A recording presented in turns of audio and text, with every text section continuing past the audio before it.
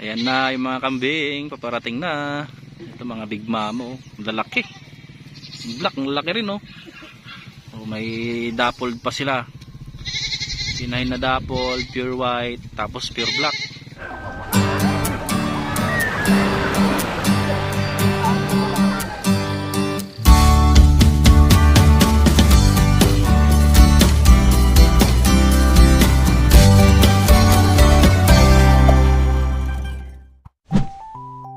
What's up Entong Squad and welcome back to Entong's World Channel. So good morning po sa inyong lahat and welcome dito sa ating farm. And as you will see, maganda ang kapaligiran, maaliwalas, presko ang hangin. So last time guys, dito tayo nag-harvest ng ating mga ginawang silage and nagkuha na rin tayo ng ating pangbenta, mga planting materials. So may mga buyers tayo from different places dito sa ating lugar.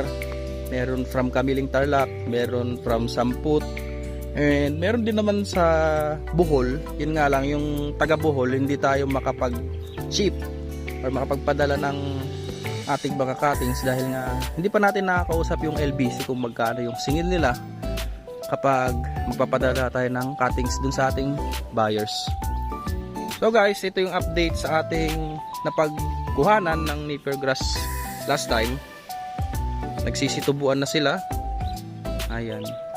And the rest, dito naman nangunguha sila airpot ng pinapakain nilang mga fresh Napier grass. May mga available pa tayong cuttings dyan. Tignan nyo naman, higaan na yung mga Napier grass natin dyan or yung pakchong Napier. So marami pa tayong planting materials. Huwag mag-alala yung mga buyers natin. And update dito sa ating mga Setaria grass. Yung mga kakalipat lang natin last time. So ito yung update. Ayan, nagkakaroon na siya ng maraming dahon. Ayan. Yung iba dito na huli nating itinanim dahil nga namatay yung iba. So meron namang mga nauhuli talaga dahil gaya nito may mga tumutubong damo sa paligid niya. So kailangan tinatanggal natin yan. Pero dito sa bandang harapan, lalo yung naarawan, ayan no, nagmumultiply na. Diba? And guys, ito na yung update sa ating mga planting materials na Setaria grass. So ito, bebenta natin to. Sa mga gusto, 30 pesos each. Ano na to, maganda na to kasi diretso nyo nang itatanim. Unlike yung mga pag bumili kasi sa online, meron yung mga Setaria grass na rooted lang siya pero hindi nakatanim dito sa mga ganito.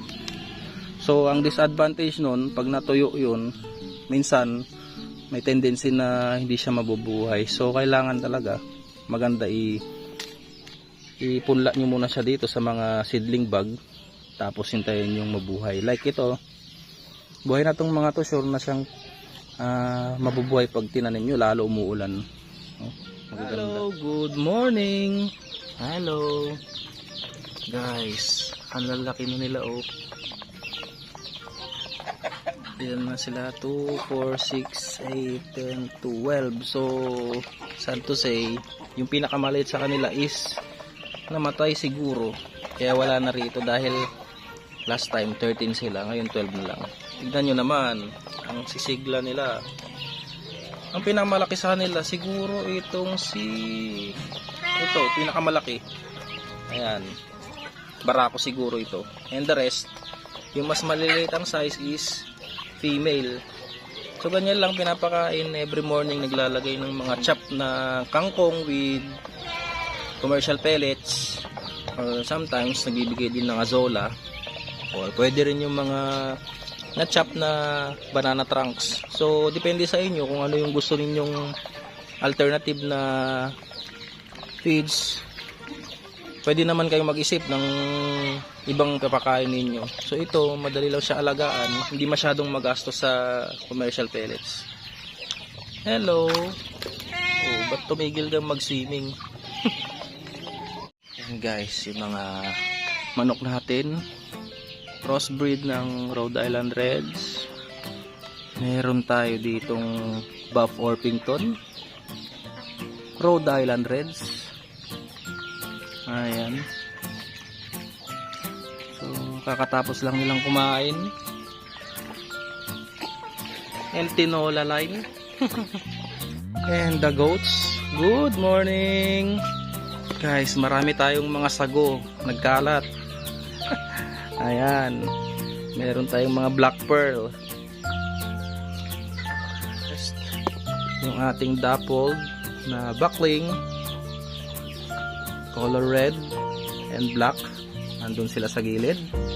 And yung ating dumalaga na F1 Anglo-Nubian, nagro-ruminate. So ito yung result ng ating pag-ferment sa ating Napier silage before. Ang amoy niya is mabango. Ito yung perfect na pagkakagawa ng ating silage. So papakain tayo. May kasamang asin to eh. Asin, tapos nilagyan natin ng konting molasses.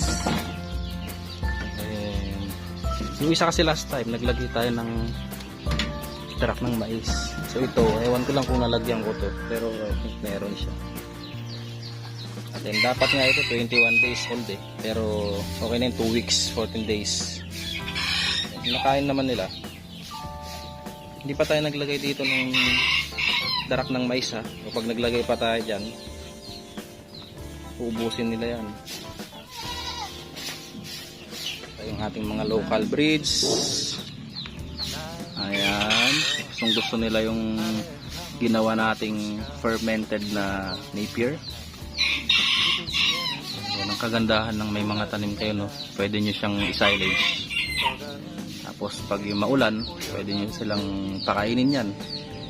So hindi kayo mahihirapan sa inyong pag-aalaga ng mga ruminants. So available anytime yung ating mga forages, mga legumes. Much better kung balance, may legumes kayo, meron kayong forage. So yung legumes, source ng kanilang protein, mas mataas yung protein content kasi nun eh, and energy. Tapos yung forage, pang backup natin. And the chicks, ayan, gusto na nilang kumain, no? Gutom na sila. Hey guys, so nandito tayo kay tita ko, naghahanap tayo ng papaya. Pero wala daw silang tanim na papaya ngayon. Pang tinola sana natin. Pero kung ganon, maglilibot na lang muna tayo. So andito tayo sa Inspector's Heritage Farm. Ito yung mga binablog natin before. Ayan yung mga buff Brahma nya. Ayan. Tapos dito mga breeders ng buff Brahma. Yung isa, hindi siya pure na buff Brahma. So naghahanap tayo ng papaya. Kaso ang problema, naubos na yung papaya. Wala tayong mahingian. Dahil nga yung tinola hindi naman kompleto kung walang papaya or walang sayote. Mas masarap talaga pag kompleto yung sangkap niya. Hingi tayo ng papaya dito kay tita. Ito pala, may papaya pala sila. Baling nga tapang tinolatan nante. Apong, ante yan o apong tita? Apong? Pwede na po yan. Ano? Isa pa po, may po si auntie ko. Ito po si lola ko. Lola ko Patreng, hi sa video. Dito ako nakarating sa lola ko, humingi ako ng papaya. Guys, ganyan lang dito sa probinsya. Pag kailangan nyo ng mga gulay-gulay, pwede kayong humingi sa mga kapitbahay. Dito nakahingi naman tayo, no?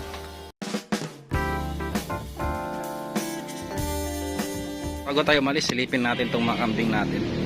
Bali yung si Tamtam, ngayon yung puti, pinapractice siyang ipastol sa labas. Kasi nga for 6 months nandun siya sa kulungan. Dahil nung last time tinry na rin natin siyang ipastol, ngayon naninibago pa siya dito sa mga kasama niya. So ito yung iba, pag umuwi sila dito muna sa gilid ng bahay at kumakain ng mga damo para busog pag umuwi sila dun sa kanilang mga barracks. Yan yung difference ng size ni Tamtam, oh. Tingnan nyo. Yung nandun sa left side, yun yung F1 natin na breed. So isang buwan lang yung pagitan, pero yung height nila napakalayo. Kasi nga itong si Tamtam, may lahing Boer at lahing Anglo. So dito naman, ayan, yung mga upgraded pa rin natin. Meron dappled, yung brown, tapos yung buntis. Dito na tayo kay Kuya Chito. Balik kinuha niya muna yung mga kambing niya dahil nandun sa kabilang area, doon pinapastol yung mga lahi. Ay naman si Uncle Mante, oh. Mga alaga niyang kambing, mga local breeds. Tapos ito pa yung itim. So yung panggagalingan ng kambing doon sa kabilang area. Tapos doon yung bahay ng mga kambing niya. Doon yung tulugan nila. Ayun si Uncle Mante, oh. Ito yung alaga niya. Inahin. Puro ito pag kinross mo dun sa Anglo, maganda no? Magandang katawan, ano? Oo, maganda. Yan ang mga quality na Ano kaya mga pang caldereta line. Malakas kumain. Mas maganda nga mga. Kita mo yung Ayan na si Kuya Chito. Dalawa lang yung dala niya pero may mga kasunod daw. Ayan na yung ibang mga kambing, paparating na. Mga upgraded pero mga big mama. Ito pa yung isa, oh.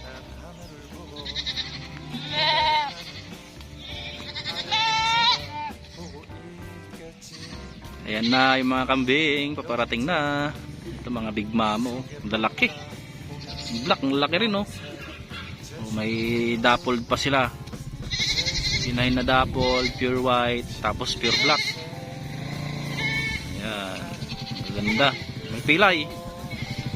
Daw pilay, manong. Ayan, tignan natin yung mga laga nila. Isa-isa ito pilay, kawawa naman. Ayan ang mga quality na big mama. Wala na yung mga pure nila kasi may mga pure dito dati, pure breed. Mga upgraded na lang natitira. Matay kay Kuya Chito. Mga inahin. Ayan, oh, mga quality big mama, oh. Ano to kay Chito, pang benta tong mga to? Lahat to, pwede nilang bilhin. Puntes, magkano naman ang bentahan mo ay? Big mama, nakapiksang 8K dyan. 8K sa mga big mama, oh. Ayan, buntis, oh, ang gaganda, oh. Kaya nasa kulang 40 kilos. 40 kilos yung mga yan. 40 kilos. Itong kalaki nitong brown. Ito, 8K to. Oh, triplets line. Triplets line, kalaki. Oh, puro babae pa. Puro babae. Kalayo dun sa inain natin. Nanlit yung inain natin, oh. Lapad.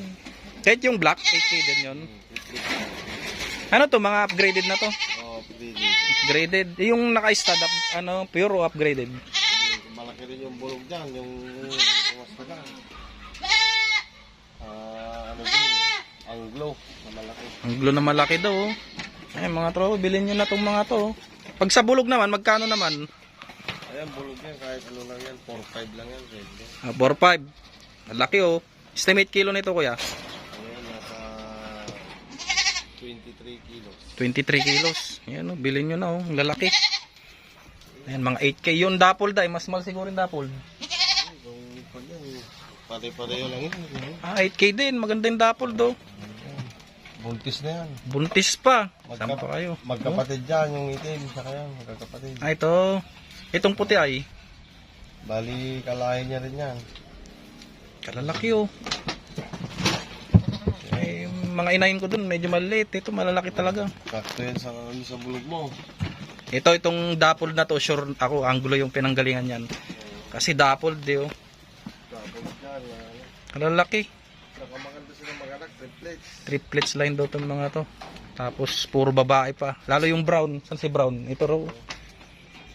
Ito, malaki na ito. Mga kwanto, may higit isang buwan pa ito, mga anak ko. Eh, tsempuhan nyo na, oh. Unahan nyo na, kunin nyo na. Habang hindi pa nanganak. Eh, pag nanganak na to, kuya, eh, mas mahal na. Kasama anak. Oo, siyempre, pag tatlong anak yan, dalang Gaganda, oh. Eh, yung mga ganong size, yung mas maliit, magkano yan? ayun naman, nasa ano yan, 3.5. 3.5 lang, oh. Pang, Nasa 16 to 17 kilos. pangkatay, pwede. Oo, pang atay, bulog. Pero itong mga inahin, hindi pang ano. 4-5 naman ito, mga buntis na tumalaga. 4-5 isa, buntis na dumalaga. Malalaki rin, no? Makapal yan. Mga ilang months na to, Kuya Chito? Ano yan, nasa, wala rin siguro, 5 to 7. 6 to 7 months old. Magaganda, upgraded, oh. Makinis. Ito, Ito, wala to, 2 beses na lang na. Bib- Napakalay lang na. bibenta mo to, hindi. Bita rin yan, kahit ano yan, hanggang ano yan, 6.5. 6.5, mas mura ng konti. Kalaki pa ng dede, oh. Anong ito? Ito. 6K. Buntis na rin. Oo, O, puro buntis pala. Bilhin nyo na tong mga to. ayan, ang beses pa lang anak, pangalawa pa lang yan. Pangalawa. Sa unang anak niya, kuya, nasa ilan yung anak niya? Dalawa yung anak niya, 2 babae. Oh, Graded buwan. 2 babae yung anak ko. Yung unang anakan niya. Upgraded bower. Ganda ano rin yan. Nalaki pa yan, no, kuya? Oo, lalaki pa. Pangalawa pa lang yan, yung pinagbubuntis niya. Nalaki. Ang location nitong farm ni Kuya Chito, Patalan Paniki Tarlac. Puro kiss na. Puro Kislap.